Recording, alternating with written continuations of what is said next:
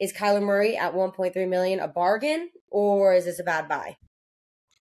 I think Kyler Murray is definitely a bargain at that price. He's still only 28 years old. He has a ton of talent. He can hurt you both with his arm and with his legs. And he's proven that he can be a solid starting quarterback in this league. I mean, he's played some really good football over his career. He won Rookie of the Year in 2019. He's a two-time Pro Bowler, and he had a couple solid seasons since he's been in the NFL, even as recent, like you just mentioned, Kinsey, as 2024. It wasn't a huge year, but he still threw for 3,800 yards and 21 passing touchdowns while rushing for 570 yards and 5 more rushing touchdowns. And he was 9th in the season that year in QBR. He had a really good year with not a great team around him. But with that being said, that there's still some concerns around Kyler Murray and some reasons that I think teams may be a little hesitant to sign him. The first and most obvious is his injury history. The best ability in the NFL is availability. And since 2020, Kyler Murray has only been able to stay healthy for one full season. And he's also had some pretty significant injuries during that time. In 2022, he tore his ACL, which may hinder his ability and his mobility going forward. We don't know how much that'll affect him with a lower leg injury. Like I said, he did run the ball well in 2024, but can he get back to that same guy that he was early on in his career? That question remains. And then the other thing that I think is still a factor and that teams will consider are the questions surrounding his leadership and also his work ethic. But I will say this, and I'll defend Kyler Murray a little bit.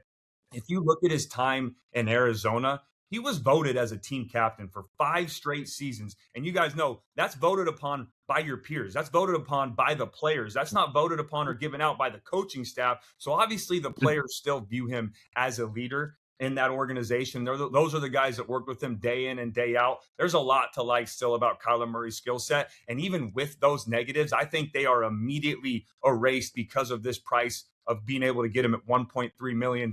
You sign him to a 1-year deal. If it works out, great. Then you may potentially have your future starting quarterback for your franchise, and you can work on negotiating a long-term contract extension. If it doesn't work out and he doesn't play well, then at the end of the year, you let him walk, and there's no lingering or lasting effects with his contract. This was a great thing for Kyler Murray. It immediately made him more attractive as a free agent, and because of that, I think multiple teams will be lining up for a shot to sign Kyler Murray this offseason.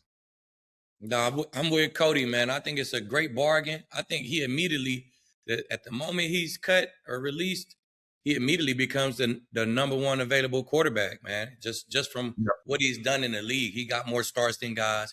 He got more wins than guys. He got more production than all these guys. You know what I'm saying? So it's really a win-win when you look at it. Just like Cody just said, man. If you sign him, the Cardinals paying for him. You sign him, you like him, keep him. You don't like him, shit, he only costs $1.3 million, and it's on the Cardinals tab. You know what I'm saying? It ain't on your tab. So if you a team looking for a quarterback or got questions at quarterback, the Falcons, the Vikings, the Steelers, maybe the Colts, if you in that boat right there, then you definitely should be looking at Kyler Murray. Yeah, I agree completely. He has the biggest sample size of our top guy, Malik Willis. And for that tag, 1.3, any starting quarterback that you even thinking of is pretty much going to be a bargain at that price. Right.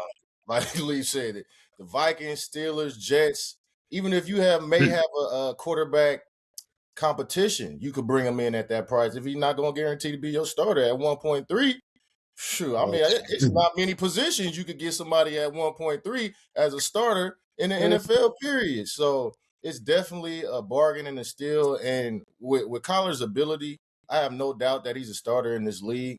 He's definitely the number one free agent quarterback, regardless, of the tag. He'd be the number one guy, period. His ability to run, his arm strength, arm talent, and like Cody said, he's still a leader, right? He's still somebody that your team can look to follow behind, do things the right way, and be productive and efficient. So, man, it's a bargain basement steal. Goodwill. Goodwill. I'm going to quadruple down. This would be an all-time steal, and I'm going to go one level deeper. To me, Kyler Murray is every bit as capable as Sam Darnold of quarterbacking a good team on a deep playoff run. I was a fan of Kyler Murray before he got drafted. I remain a fan despite all the things that Cody detailed and broke down on the negative side. But if you give Kyler Murray to, let's say, the 9-8 Vikings of last year, I will give you a playoff team next year. If you give Kyler Murray to that defense and that defensive coordinator, B. Flo, and you give him to Justin Jefferson and Jordan Addison and Hawkinson, I'll give you a Seattle-like contender next year. And look, if you really break down what happened to Kyler Murray, he was the number 1 overall pick by a sorry franchise. And now, as he approaches age 29, he just needs a fresh start. He needed to get cut. He needed to get re-challenged. He needed to get humbled. And I realize, as Cody said, that he has not been able to stay healthy. He's played 30 of the last 51 possible games. And as Akib always says, if you're a running quarterback, you're going to run into some trouble. And he has run into some trouble. And I do give you that. But he's also grown up a lot because he started now 87 NFL games. And I think he's learned a lot how to self-protect. And I do know for a fact that back in 2022, as Cody alluded to, he just got addicted to playing video games, man. I heard some stories where even at his own birthday party at his house, he just locked himself in the room and let everybody else celebrate while he continued to play video games. And I think that was why they put the homework clause into his deal. Remember, it got reported and then it got deleted by the team.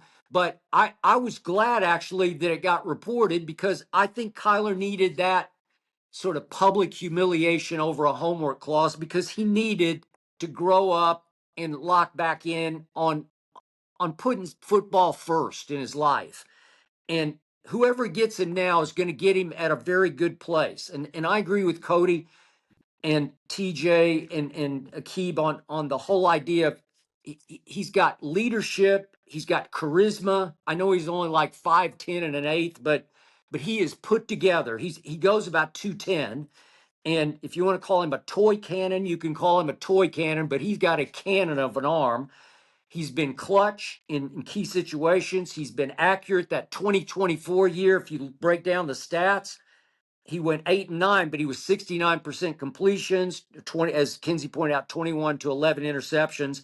But his QBR was 63, ranked 9th in the league that year. Good, yeah. And they did have the one playoff year where he went 9-5 back in 2021. So he's been there and done some of that.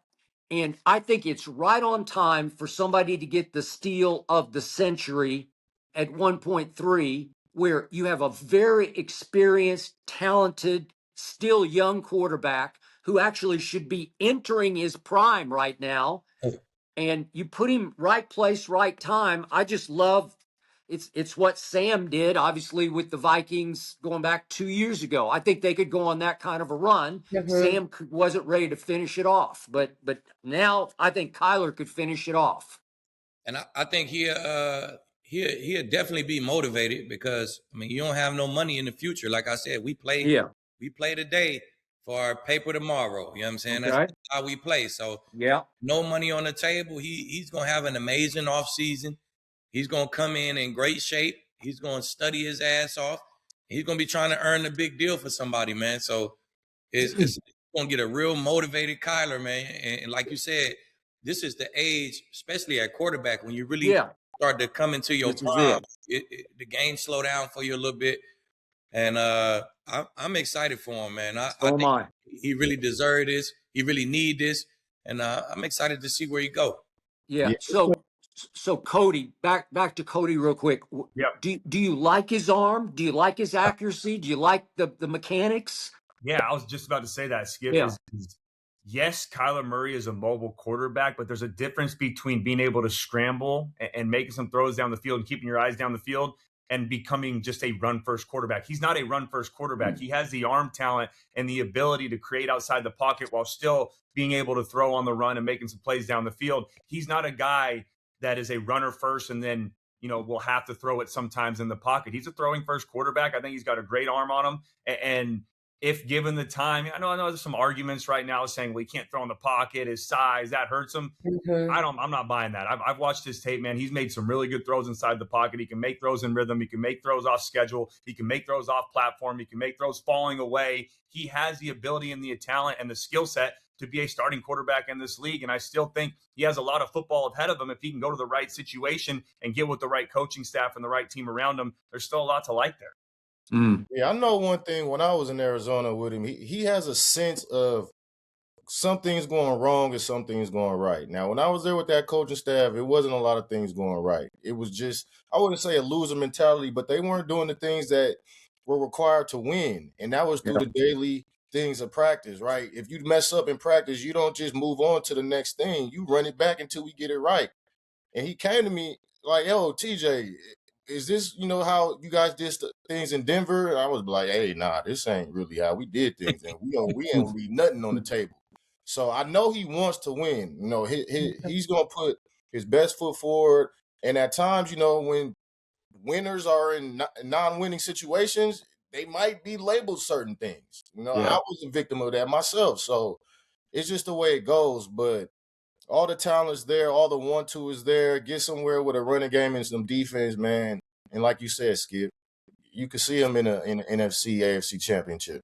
But other than the Vikings, TJ, if he went to the Jets these are not winning organizations, and it would be difficult to thrive in those settings as well if he doesn't have any defense or anything like that. So other than the Vikings, what other team do you see him excelling with?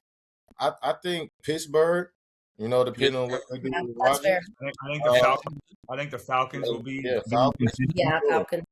I mean, the Dolphins, A and everything, shit, they should be winning. That's a good spot too. A across the board.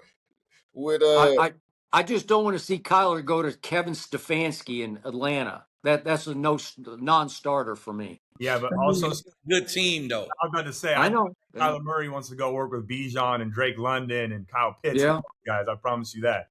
Yeah, I wouldn't be mad at that. Young defensive core, they got some DBs. You know what I'm saying? Nice safety edges. They create turnovers too. A quarterback loves turnovers. Yeah. All right, so the guy. Go ahead. Yeah. I just like Kevin O'Connell and that defense and those weapons, man. It's more solid to me. The Atlanta thing is volatile. I agree with all the talent, but man, Minnesota's got key talent, like on the verge team talent where they could go places with him. Yeah. Only reason I don't say Atlanta because they got 2 quarterbacks right now. Well. And they have none, right? Hey, guys, that's what I was going to say, Skip. They really Skip. I like Cousins, man. I'm not going to hold you. I like Cousins. Penix get some time to really sit back and get some time to develop and learn. But I think they're in a cool spot with quarterbacks. I will say this, too, though. If he does go to Minnesota, first, I've seen some arguments that he's not going to fit in Kevin O'Connell's scheme or that system. I'm not buying that. When you have a great play caller like Kevin O'Connell, he's not the coordinator that says, all right, there's only one type of quarterback I can work with. He adjusts his scheme to his quarterback and to his players. So he absolutely can put together an offense that can be tailored to Kyler Murray and the weapons on the outside. But the other thing, if he does go to Minnesota and it works out, there's a big question of what they do with JJ, but I don't think they'll make the same mistake they made with Sam. If Kyler works out and Minnesota, I think they extend him and they don't let that happen twice. So JJ cooked. That's what you're saying. You said what? Is JJ cooked? He's cooked. I don't want to say he is, but it's you have a roster right now that's a win now roster, and the biggest question mark is the quarterback, and there's not 100% belief in that guy, and you don't know what you're going to get. It's just that Super Bowl window. You guys know sometimes when it closes, it might stay shut. So it's to go into another season with JJ McCarthy without at least bringing in a guy to compete with them to see if they could have a better option at quarterback. Yeah. JJ had a great second half in the opener at Chicago, and then he had a great game at Detroit when they won 27-24, and then he had a greater game at Dallas on a Sunday night when they just toyed with the Cowboys. But for some reason, he is wildly erratic and inconsistent, and maybe it's just first-year starting quarterback, but I just think they're poised to do another Sam Darnold kind of a run with JJ still in the backseat learning. Yeah.